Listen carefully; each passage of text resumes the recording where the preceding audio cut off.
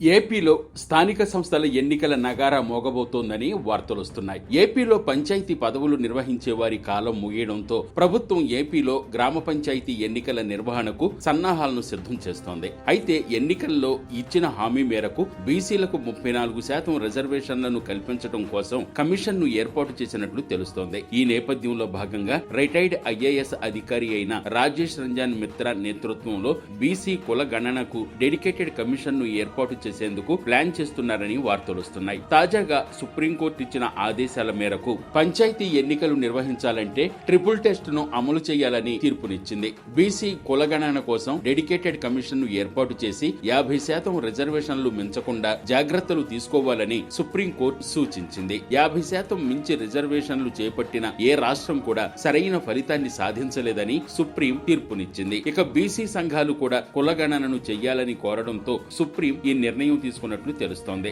నిజానికి కూటమి ప్రభుత్వం ఏర్పాటు చేసిన డెడికేషన్ కమిషన్ నివేదిక ఇవ్వడానికి దాదాపు 3 నెలల సమయం పడుతుందని పలువురు అభిప్రాయపడుతున్నారు. దీన్ని బట్టి చూస్తుంటే ప్రస్తుతం పంచాయతీలు నిర్వహించే పాలకుల పదవీ కాలం ముగిసేంత వరకు అనగా ఏప్రిల్ వరకు ఎన్నికలను నిర్వహించే అవకాశం ఉండదని సీనియర్ నాయకులు అభిప్రాయపడుతున్నారు. నూతన రాష్ట్ర ఎన్నికల కమిషనర్ నియామకం జరిగిన తర్వాతనే పంచాయతీ ఎన్నికలను కూటమి ప్రభుత్వం నిర్వహించే యోచనలో ఉన్నట్లు చర్చ జరుగుతోంది. మరోవైపు ప్రస్తుత ఎన్నికల కమిషనర్ అయిన నీలం సాహ్ని పదవీ కాలం మార్చికు ముగుస్తుండటంతో నూతన కమిషనర్ గా నీరబ్ కుమార్ ప్రసాద్ ను నియమించేందుకు నిర్ణయించుకున్నట్లు ప్రచారం జరుగుతోంది. ఇక జడ్పీటీసీ, ఎంపీటీసీల పదవీ కాలం కూడా సెప్టెంబర్ కి ముగియనున్న నేపథ్యంలో అన్ని స్థానిక సంస్థల ఎన్నికలను ఒకేసారి ఏర్పాటు చేసేందుకు ప్లాన్ చేస్తున్నారని సమాచారం. ఏదేమైనప్పటికీ దీనిపై స్పష్టమైన క్లారిటీ రావాలంటే అధికారికంగా ప్రకటన చేసేంత వరకు వేచి చూడాల్సిందే.